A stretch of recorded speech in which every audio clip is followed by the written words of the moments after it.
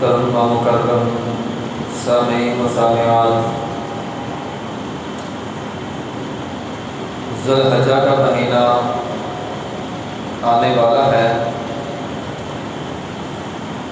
ذو الحجہ کا مہینہ حج کا مہینہ ہے اور اس کی 10 تاریخ کو یوم النحر کہا جاتا ہے، قربانی کا دن کہا جاتا ہے۔ قربانی اللہ کی بڑی عبادتوں میں سے ایک بڑی عبادت ہے۔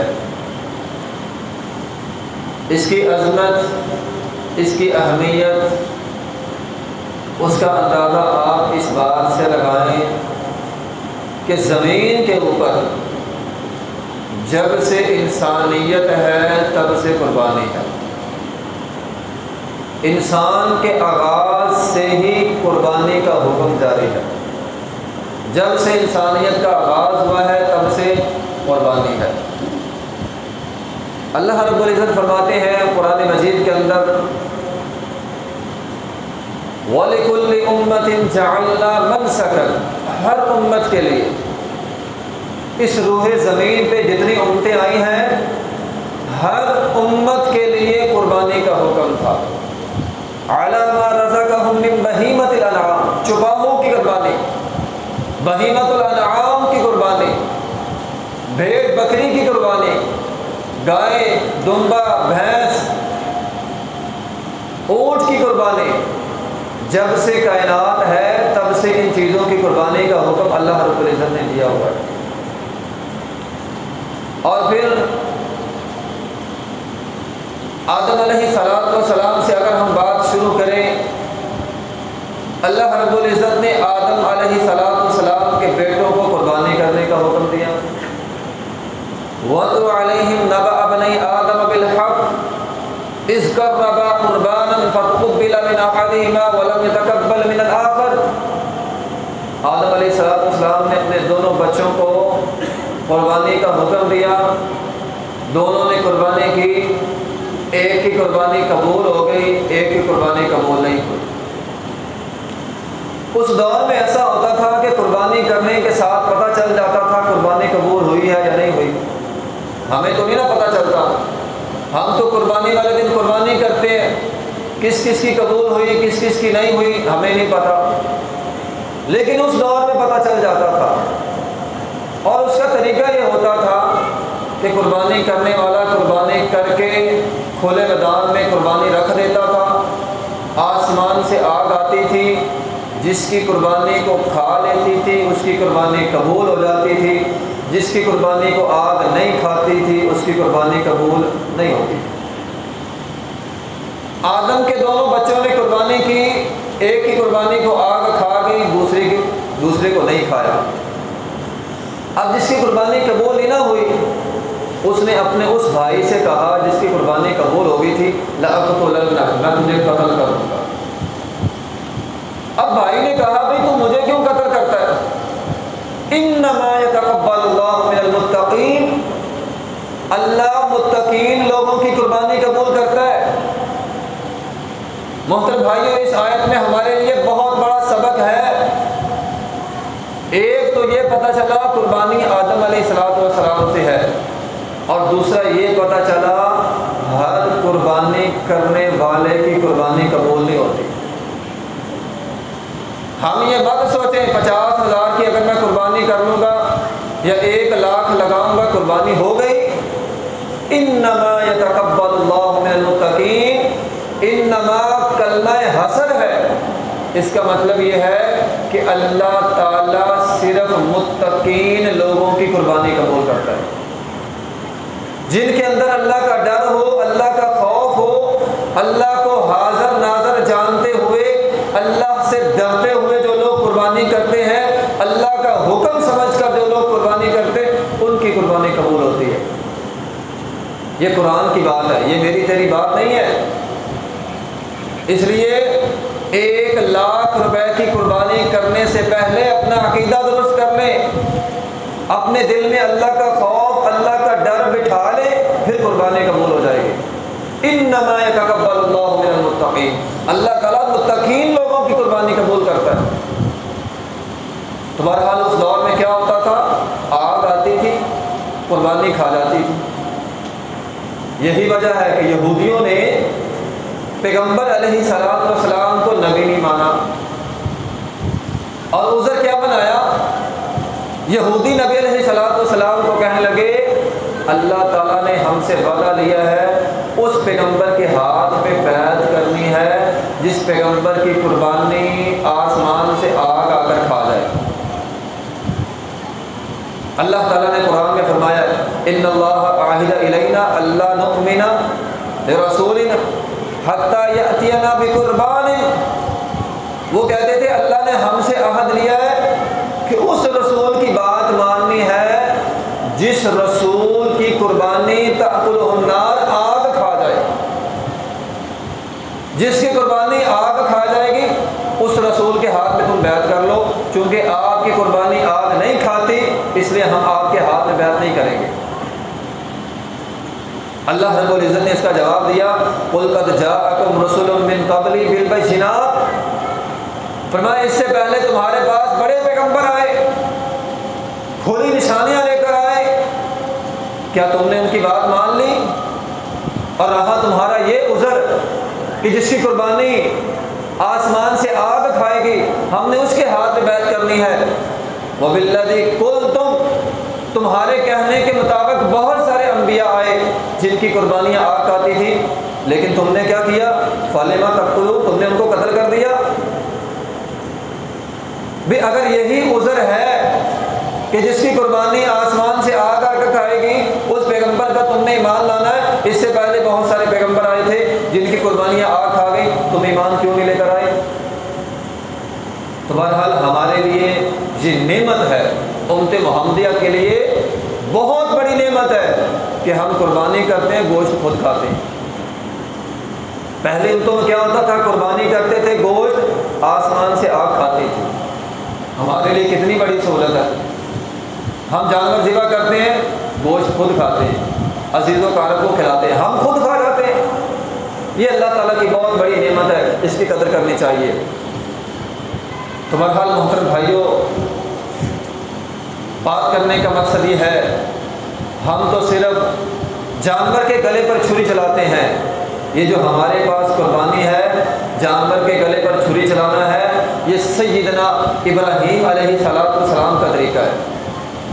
انہوں نے اس طرح قربانی کی اور گوشت کھایا، آج وہی طریقہ ہم کر رہے ہیں، اور ہمارے لیے تو سہولت ہے صرف جانور کے گلے پر چھری چلانا، ورنہ سیدنا ابراہیم علیہ السلام کی ساری زندگی ہی انہوں نے اپنی ساری زندگی قربان کر دی تھی، بڑی بڑی آزمائشیں ان کی زندگی میں آئی۔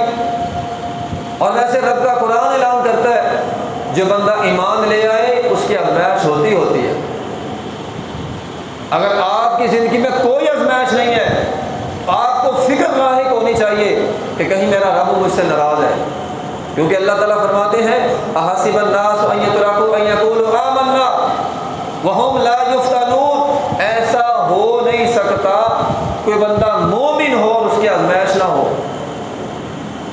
فرمایا آزمائشیں تو ہم کرتے ہیں، اپنے پیغمبر ابراہیم علیہ السلام کی ہم نے آزمائش کی، اور ابراہیم علیہ السلام کی ساری زندگی آزمائشیں ہوئی، ہر دور میں ہر سال کوئی نہ کوئی بڑی آزمائش، اور فرمایا میرا ابراہیم ہر آزمائش میں کامیاب بھی ہوا ہے۔ بھائی خاموش ہو جو بھی،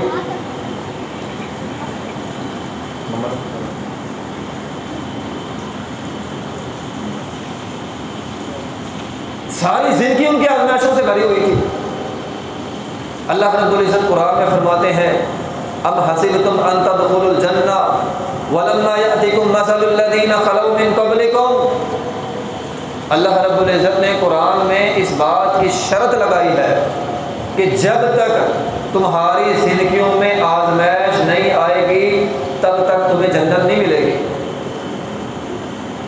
نبی علیہ السلام کعبے کی دیوار کے ساتھ ٹیک لگا کر بیٹھے ہوئے تھے، ایک صحابی تھے خبیب بن عرط رضی اللہ تعالیٰ عنہ، وہ نبی علیہ السلام کے پاس آئے اور کہا اللہ کے رسول یہ مکہ والے ہمیں بہت مارتے ہیں، بڑا ظلم کرتے ہیں ہم پر، تپتی ریت پر لٹا دیا، ہم میں سے بہت سارے لوگوں کو شہید کر دیا، اے اللہ کے رسول بڑا ظلم ہم پر ہوتا ہے، اے اللہ کے رسول کیا آپ سچے نبی نہیں ہیں؟ آپ ہمارے لیے دعا کریں، آپ ہمارے لیے دعا ہی کر دیں، اللہ تعالیٰ ہماری مدد فرما دے۔ نبی علیہ السلام ٹیک لگا کر بیٹھے ہوئے تھے، آپ نے ٹیک چھوڑ دی، سیدھے ہو کر بیٹھ گئے، فرمایا تم ابھی سے وَلَمَّا يَأْتِكُمْ مَثَلُ الَّذِينَ خَلَوْا مِن قَبْلِكُمْ، ابھی تک تم پر وہ زمانہ نہیں آیا جو تم سے پہلے لوگوں پر آیا تھا۔ نبی علیہ السلام نے فرمایا تم سے پہلے ایسے لوگ بھی آئے، ایسے پیغمبر جن کے ماننے والوں کو زمین میں گڑھا کھود کر گاڑ کر ان کے سروں پہ آرا رکھ کے جسم کے 2 ٹکڑے کر دیے جاتے تھے، ابھی تک تم پہ وہ زمانہ نہیں آیا، ابھی تک تم پہ وہ زمانہ نہیں آیا۔ فرمایا تم سے پہلے لوگوں پر لوہے کی کنگیاں گرم کر کے آگ میں گرم لوہا جسم کے اندر داخل کیا جاتا تھا، سارا جسم چھلنی کر دیا جاتا تھا۔ تو بات کرنے کا مقصد یہ ہے اللہ نے قرآن میں شرط لگائی ہے جب تک آزمائش نہیں ہوگی تب تک جنت نہیں ملے گی۔ ام حسبتم ان تدخلوا الجنہ ولما یأتکم، جب تک آزمائش نہیں ہوئی تب تک جنت نہیں ملے گی۔ مستہم البأساء والضراء وزلزلوا، اللہ ہلا کے رکھ دے گا تم کو، پھر جا کر تمہیں جنت ملے گی۔ وَلَنَبْلُوَنَّكُمْ بِشَيْءٍ مِّنَ الْخَوْفِ وَالْجُوعِ وَنَقْصٍ مِّنَ الْأَمْوَالِ وَالْأَنفُسِ وَالثَّمَرَاتِ، اللہ مالوں میں کمی کرے گا، جانوں کو فوت کرے گا، بڑی بڑی آزمائشوں سے دوچار کرے گا، پھر جا کر تمہیں جو ہے وہ جنت ملے گی۔ دیکھو نا سیدھی سی بات ہے، سادہ سا اصول ہے۔ ہم بازار میں جاتے ہیں کوئی چیز لینے کے لیے، ہم اچھی طرح چیک کرتے ہیں چیز ٹھیک ہے نہیں ٹھیک ہے، اچھی طرح چیک کرتے ہیں۔ آج کل یہ بازار میں تربوز آیا ہوا ہے، ہم کیا کرتے ہیں تربوز لینے سے ٹکی لگاتے ہیں اور دیکھتے ہیں اس کو کہیں کچا تو نہیں ہے، کچا ہو ہم نہیں لیتے، زیادہ پکا ہو جالی لگی ہو ہم وہ بھی نہیں لیتے۔ ایک تربوز لینا ہو اچھی طرح چیک کرتے ہیں، رب نے تو جنت دینی ہے، رب بھی چیک کرتا ہے اپنے بندوں کو، رب ٹکیاں لگاتا ہے کہیں کچے تو نہیں ہیں، ایمان ان کا کمزور تو نہیں ہے، تھوڑی سی مصیبت آنے پر چھوڑ تو نہیں جائیں گے، تھوڑی سی پریشانی آنے پر چھوڑ تو نہیں جائیں گے۔ اللہ چیک کرتا اپنے بندوں کو، اللہ نے جنت دینی ہے، اس زمین سے 10 گنا بڑی جنت ہر بندے کو ملے گی، اتنی بڑی جنت دینی ہے، چیک تو کرنا ہے نا، تو اللہ چیک کرتا ہے۔ مستہم البأساء والضراء وزلزلوا، اللہ چیک کرے گا اور اس کے بعد جو ایمان کے پکے ہوں گے اللہ ان کو جنت دے گا۔ چونکہ انبیاء ایمان کے مضبوط تھے اتنی بڑی آزمائشیں بھی آئی۔ سیدنا ابراہیم علیہ السلام کتنی بڑی آزمائش ہے، نمرود نے وہ 4 دیوالی بنا لی، واقعہ آپ نے سنا ہے، میں صرف اشارہ کروں گا۔ 4 دیوالی بنا کے ایندھن جمع کر کے آگ جلا کے ابراہیم علیہ السلام کو آگ کے اندر پھینک دیا، اور ہم تو جانور کے گلے پر چھری چلاتے ہیں، آگ میں نہیں جاتے۔ جس کی سنت پہ عمل کر رہے ہیں ان کو آگ کے اندر پھینکا گیا، آگ میں پھینک دیا گیا۔ ایمان مضبوط تھا، اللہ نے آسمان سے حکم دیا، قلنا یا نار کونی بردا وسلاما علی ابراہیم، اے آگ تیرا کام ہے جلانا، لیکن تیرے اندر میرا حبیب آیا ہے، میرا خلیل آیا ہے، میرا دوست آیا ہے، اس کو جلانا نہیں، ٹھنڈی ہو جا، بردم و سلاما، زیادہ بھی ٹھنڈی نہیں ہونا، کہیں میرے حبیب کو ٹھنڈ نہ لگ جائے، میرے دوست کو ٹھنڈ نہ لگ جائے، امن و سلامتی والے بن جا۔ جب ایمان مضبوط ہو تو اللہ کی طرف سے ایسی مددیں آتی ہیں۔ کہ ہم تو جانور کے گلے پر چھری چلاتے ہیں، ہم نے تو ابھی اتنی بڑی بڑی آزمائشیں دیکھی نہیں ہیں۔ عبداللہ بن حذیفہ رضی اللہ تعالیٰ عنہ صحابی رسول تھے، عمر بن خطاب رضی اللہ عنہ کا زمانہ تھا، وفد کے ساتھ جا رہے تھے، رومیوں نے پکڑ لیا، کیسر نے پکڑ لیا، پکڑ کر اپنے دربار میں لے گئے۔ واقعہ لمبا ہے، صرف مختصر سا سنانا چاہتا ہوں کہ ان پر کتنی بڑی بڑی آزمائشیں آئی۔ بادشاہ نے پکڑ لیا، عبداللہ بن حذیفہ کو بادشاہ کہتا ہے ایمان چھوڑ دے، کہا نہیں چھوڑوں گا۔ ایک تختے پر لٹکا دیا گیا اور تیر انداز کو کہا تیر اس حساب سے مارنا ہے، تیر اس کے پاس جا کر لگے، اس کو نہ لگے، یہ ڈرے، اس کو ڈراؤ، خوف میں مبتلا کرو۔ اب تیروں کی بارش ہو رہی ہے، ایمان نہیں ڈولا، کہا قید میں بند کر دو، بھوک پیاس سے مر جائے گا، جب بھوک پیاس ستائے گی نا اپنے ایمان سے پھر جائے گا۔ عبداللہ بن حذیفہ نہیں پھرے، بادشاہ بڑا تنگ آ گیا۔ اس نے کہا پتل کی ایک دیگ منگاؤ، اس کے اندر آئل کو گرم کرو، تیل گرم کیا گیا، کہا اس تیل کے اندر ڈال دوں گا، کہا ڈال دو،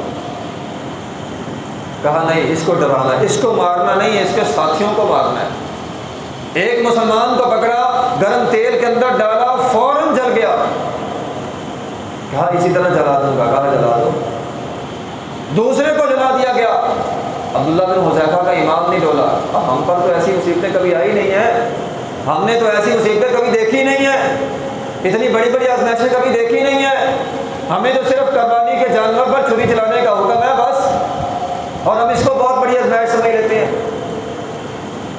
وہ جی مہنگائی بہت ہے، فلاں بہت ہے، فلاں بہت ہے، ہماری اپنی خوشیاں ہوں، ہم ہزاروں لاکھوں لگا دیں، اللہ کا حکم ہو ہمیں مہنگائی چیتے آ جاتی ہے۔ عبداللہ بن حذیفہ کو پکڑا گیا، آئل کے پاس جب لایا گیا، ڈالنے لگے، آنکھوں سے آنسو آ گئے۔ بادشاہ بڑا خوش ہوا کہ اب یہ ڈر گیا ہے، کہا اس کو اتارو، میرے پاس لے کر آؤ، پاس بلا لیا گیا، کہا ہاں بھی ایمان چھوڑتے ہو، کہا نہیں، کہا پھر آنکھوں سے آنسو کیوں آئے، کہا آنکھوں سے آنسو اس لیے آئے یہ تو ایک جان ہے، ہزاروں جانیں بھی ہوتی تو قربان کر دیتا، یہ تو ایک جان ہے، ایک جان محمد صلی اللہ علیہ وسلم کی محبت پہ ہزاروں جانیں ہوتی قربان کر دیتا۔ بادشاہ ہمت ہار گیا، کہا میری ہمت جواب دے گی، کہا ایسا کر میرے ماتھے پر بوسہ لے، کہا نہیں لوں گا، کہا بوسہ لے لے، تیرے سارے ساتھیوں کو چھوڑ دوں گا۔ عبداللہ بن حذیفہ نے ماتھے پر بوسہ لیا، عمر بن خطاب رضی اللہ عنہ کو واپس آ کر واقعہ سنایا۔ عمر بن خطاب رضی اللہ عنہ نے فرمایا لوگوں تم میں سے ہر آدمی اٹھے گا عبداللہ بن حذیفہ کا بوسہ لے گا، تو ان لوگوں کو آگ میں جلایا گیا، آگ میں ڈالا گیا۔ کتنی بڑی آزمائش ہے، کتنی بڑی آزمائش ہے، کتنی بڑی آزمائش ہے۔ قُلْنَا يَا نَارُ كُونِي بَرْدًا وَسَلَامًا عَلَىٰ إِبْرَاهِيمَ، آگ سے صحیح سالم واپس آ گئے، قوم پھر نہیں سمجھی، قوم نہیں سمجھی، تو ہمیں تو کم از کم سمجھنا چاہیے نا اس واقعے سے، ہمارے لیے کیا سبق ہے اس واقعے سے کہ صرف مال نہیں، جان بھی قربان کرنی ہے ہم نے، اللہ کے راستے میں ضرورت پڑ جائے اپنی جان کو کھپانا ہے۔ صرف میدان جہاد ہی نہیں ہے، روزمرہ کی زندگی میں بھی اپنی جان کو دین کے کاموں میں کھپانا ہے۔ ان اللہ اشتری من المؤمنین انفسهم واموالهم بان لهم الجنہ، اللہ تعالیٰ فرماتے ہیں صرف تم سے مال نہیں لینا، تمہاری جانیں بھی لینی ہے، سودا کر لو میرے ساتھ، اپنا مال اپنی جان میرے راستے میں کھپاؤ گے، بان لهم الجنہ، جنت تمہاری، سودا کر لو۔ ہاں بھی کس نے سودا کرنا ہے؟ رب کا قرآن کہہ رہا ہے اپنی جانیں اپنا مال اللہ کے راستے میں کھپا دو گے، بِأَنَّ لَهُمُ الْجَنَّةَ، جنت لے لو۔ اور ابراہیم علیہ السلام جرم کیا ہے ان کا؟ توحید، اس جرم کی وجہ سے، اور قربانی ہمیں سب سے بڑا جو سبق دیتی ہے وہ توحید کا دیتی ہے۔ قربانی کرنے سے اگر ہماری توحید مضبوط نہیں ہے، قربانی کا فائدہ نہیں۔ توحید کی وجہ سے آگ میں جلایا گیا ان کو۔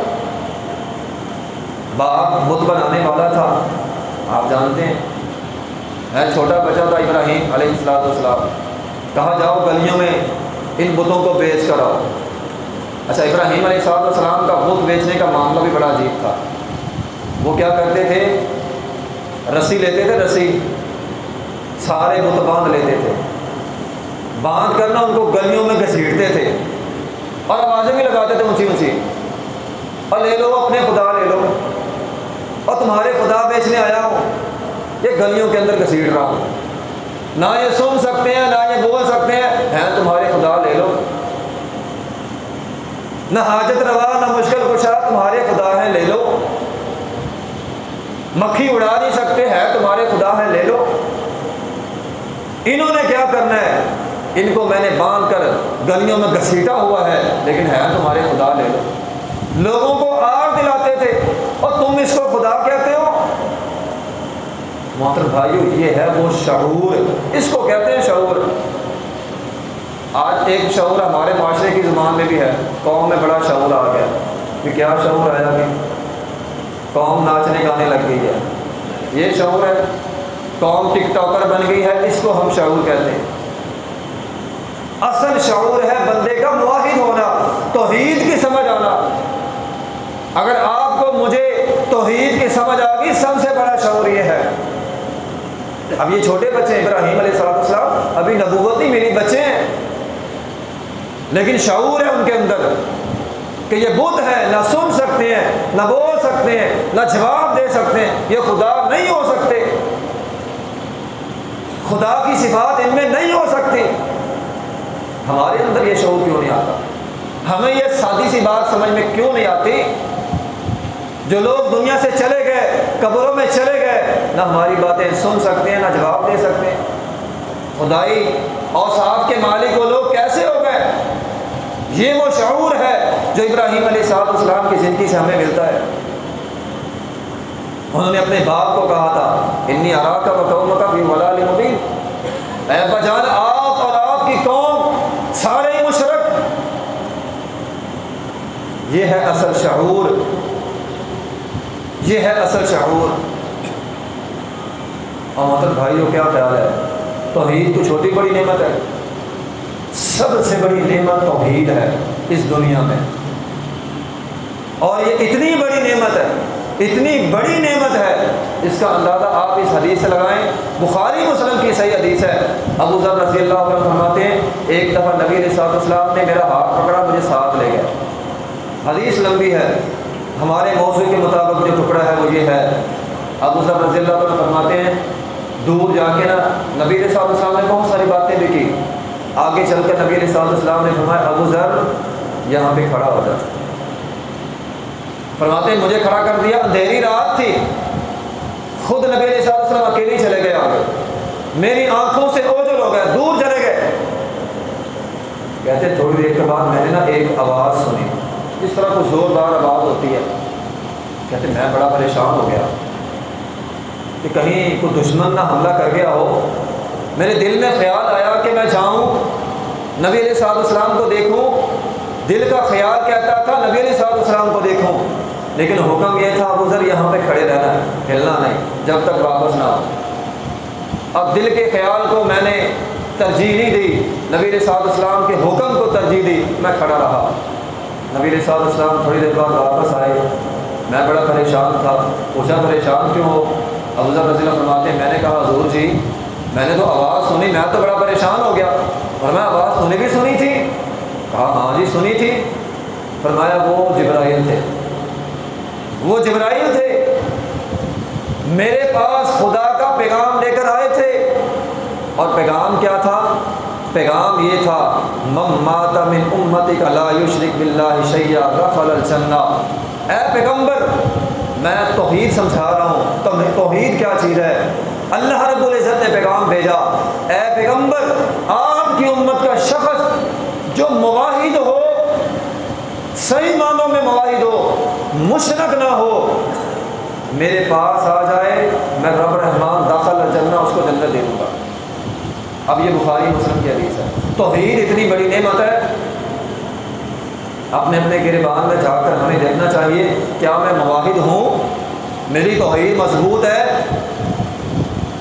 اتنی بڑی نعمت ہے توحید۔ انس رضی اللہ عنہ فرماتے ہیں ایک دفعہ نبی علیہ السلام نے مجھے فرمایا کہ اللہ تعالیٰ فرماتے ہیں کہ اگر لوگ کل قیامت کا دن ہو، قیامت کا دن ہو، لوگ ایک بندہ ہو، مثال دے کر بات سمجھائے، ایک بندہ ہو ساری زمین گناہوں کی بھری ہوئی ہے، ساری زمین گناہوں کی بھری ہوئی ہے، گناہوں کی زمین بھر کر لے آئے، مجھے ملے اور ان گناہوں میں لا تشرک بی شیئا، اللہ کے ساتھ شرک نہ ہو، ساری زمین گناہوں سے بھری ہوئی ہے، فرمایا اس گناہ میں اللہ کے ساتھ شرک کرنا نہ ہو، اللہ تعالیٰ فرماتے ہیں میں چاہوں زمین بھر مغفرت لے کر اپنے بندے کو ملوں گا، یعنی اس کے سارے گناہ معاف کر دوں گا اگر چاہوں تو، لیکن اگر شرک ہوا تو وہ معاف نہیں کروں گا۔ توحید اتنی بڑی نعمت ہے، اور یہ ہمیں کس سے حاصل ہوتی ہے؟ قربانی۔ قل ان صلاتی ونسکی ومحیای ومماتی للہ رب العالمین، جانور کے گلے پر چھری چلانی ہے، توحید کا اقرار کرنا ہے، میرا جینا، میرا مرنا، میری قربانی، میری عبادت صرف اللہ کے لیے، خالصتاً اللہ کی رضا کے لیے، پھر آپ کی قربانی جو ہے وہ قبول ہوگی۔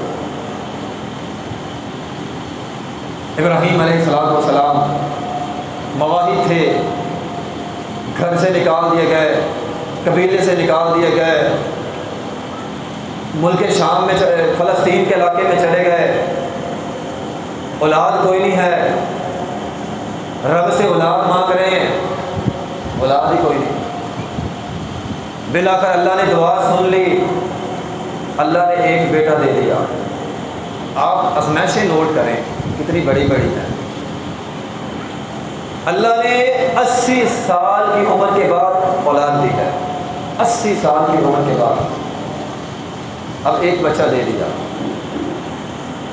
ساتھ ہی ابھی بچے کی خوشیاں جو رونقیں بچے کی ہوتی ہیں ابھی وہ رونق صحیح طور پر دیکھی نہیں ہے، ساتھ ہی اللہ تعالیٰ نے آزمائش دے دی۔ یہ جو ہمارے ہاں بعض لوگ کہتے ہیں نا ہماری زندگی میں آزمائشیں بہت ہیں، ایک ختم ہوتی نہیں، دوسری آ جاتی ہے، تیسری آ جاتی ہے، آزمائشیں بہت ہیں، ایسے لوگوں کے لیے سیرت ابراہیمی ہے، سامنے رکھ کر مطالعہ کیا کریں،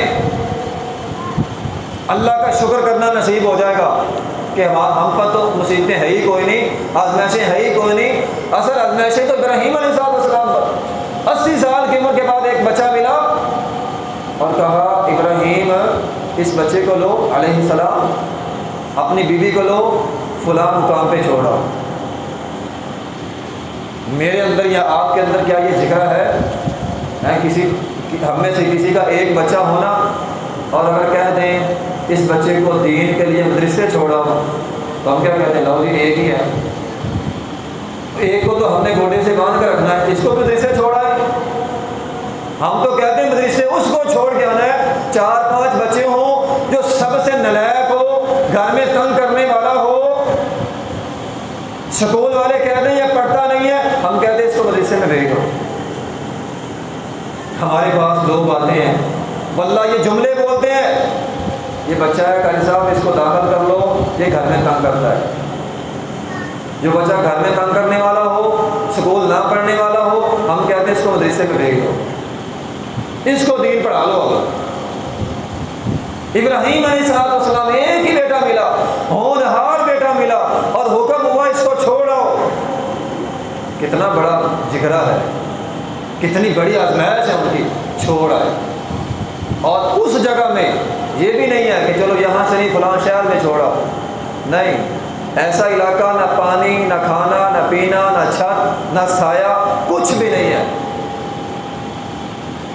پہاڑی علاقہ ہے، تحت نگاہ کوئی چیز نظر نہیں آتی، چھوڑ آئے، کتنی بڑی آزمائش ہے۔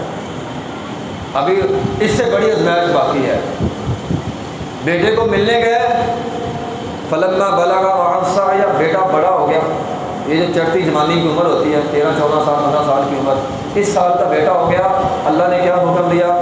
خواب دیں، قال، ایک آزمائش دیکھیں، ایک تو ہے فرشتہ حکم لے کر آئے، اب فرشتہ نہیں آیا، اللہ نے خواب دکھلائی، قال یا بنی انی ارى فی المنام انی اذبحک فانظر ماذا تری، کہا بیٹے خواب آئی ہے، میں تجھے ذبح کر رہا ہوں۔ اتنی بڑی آزمائش، ایک ہی بچہ ہو 80 سال کی عمر کے بعد ملے، اس کو ویران میں چھوڑ آئے اور پھر خواب آ رہی ہے اس کے گلے پر چھری چلا رہی ہے۔ کبھی تصور کریں نا تو انسان کے رونگٹے کھڑے ہو جائیں۔ یہ اتنا بڑا حکم تھا اپنے بچے کے، جانور کے گلے پر نہیں، اپنے بچہ، اور بچہ بھی اکلوتا، اور بچہ بھی وہ جو 80 سال کی عمر کے بعد ملا ہے۔ اب بیٹے سے یہ بات شیئر کی، میں نے خواب دیکھا ہے۔ اب بیٹا بھی تو بیٹا تھا، فرما بردار بیٹا ہونا، ابراہیم علیہ السلام خود فرما بردار تھے، اللہ آگے اولاد بھی فرما بردار دیتا ہے۔ اپنے والدین کی عزت کی ہونا تو اللہ تعالیٰ اولاد بھی عزت کرنے والی دیتا ہے۔ بیٹے نے کہا یا ابت افعل ما تؤمر ستجدنی ان شاء اللہ من الصابرین، بجان جو اللہ نے آپ کو حکم دیا کریں۔ اب میں حیران ہوں، آسمان والے اس وقت جو موجود ہوں گے فرشتے، زمین والے، آسمان حیران، باپ بیٹے کو ذبح کرنے کے لیے تیار ہے، بیٹا ذبح ہونے کے لیے تیار ہے۔ باپ اللہ کے حکم پہ اپنے بچے کو قتل کرنے کے لیے تیار ہے، بیٹا اللہ کے حکم پر قتل ہونے کے لیے تیار ہے۔ کتنی بڑی قربانی ہے، میں یہاں بیان کر سکتا ہوں، آپ یہاں سن سکتے، تصور نہیں کر سکتے ہم کہ ایسا ہم تو سوچ بھی نہیں سکتے۔ کہا ابا جان حکم ہوا ہے آپ عمل کریں۔ بچہ ایسا ہونا جو باپ کی ہاں میں ہاں ملا دے، باپ کا سینہ چوڑا ہو جاتا ہے۔ باپ بیٹے کہے نا فلاں کام کر، میں نہیں کرتا، دل کو تنگی ہوتی ہے۔ باپ کہے نا فلاں کام کر، جی ابا حاضر، باپ کا سینہ چوڑا ہو جاتا ہے۔ ابراہیم علیہ السلام کا یقیناً سینہ چوڑا ہو گیا ہوگا کہ میں نے بچے کو اللہ کا حکم سنایا، بچے نے اللہ کا حکم سمجھ کر تیار ہو گیا، کہا ابا جان حاضر ہیں۔ اللہ کو اتنی ادا پسند آئی، اللہ نے فرمایا قد صدقت الرؤیا، ابراہیم بس تیری عمائش ہو گئی۔ اب وفدیناہ بذبح عظیم، یہ ہے وہ قربانی جو ہم کرتے ہیں، یہ ہے وہ سنت، یہ ہے باپ بیٹے کی داستان۔ اور ہمیں تو صرف قربانی ذبح کرنے کا حکم دیا گیا۔ تو محترم بھائیوں، یہ قربانی ہے جو ہمیں سبق دیتی ہے کہ ہم نے صرف جانور کے گلے پر چھری نہیں چلانی، بلکہ اللہ کے ساتھ اپنی وفاداری نبھانی ہے کہ اللہ تیرے ہم وفادار ہیں، جس حال میں رکھے گا ہم راضی ہیں، ہم جس حال میں رکھے گا راضی ہیں، حرام نہیں کھائیں گے۔ جانور بے عیب ہوتا نا، اے اللہ ہم بھی کوشش کریں گے اپنی زندگی کو بے عیب بنانے کی، جھوٹ سے، چغلی سے، دھوکے سے، فراڈ سے اپنی زندگی کو بچا کر بے عیب زندگی اللہ تیرے پاس لانے کی کوشش کریں گے۔ یہ ہے قربانی کا محترم بھائیو مقصد۔ سب سے بڑا مقصد توحید، اور نمبر 2 اپنے آپ کو بے عیب بنانا۔ اگر یہ مقصد ہم نے پورا کر لیا نا، انما یتقبل اللہ من المتقین، ہماری قربانی بھی قبول ہو جائے گی اور قربانی کا مقصد بھی پورا ہو جائے گا۔ لیکن اگر یہ توحید مضبوط نہیں ہے، ایمانداری نہیں ہے، تو یہ قرآن کا فیصلہ میری بات نہیں ہے، میری بات غلط ہو سکتی ہے۔ قرآن کہتا ہے پھر اللہ متقین لوگوں کے علاوہ قربانی قبول ہی نہیں کرتا۔ اس لیے محترم بھائیوں، قربانی بھی کرنی ہے، سب سے پہلے اپنا عقیدہ مضبوط کرنا ہے۔ مضبوط عقیدے کے ساتھ اللہ کا ڈر خوف دل میں بٹھا کر یہ قربانی والا عظیم فریضہ ہم نے ادا کرنا ہے، تو یقیناً ہماری قربانی قبول بھی ہوگی اور اللہ تعالیٰ اس قربانی کا صلہ بھی ہمیں عطا کرے گا۔ وآخر دعوانا الحمدللہ رب العالمین۔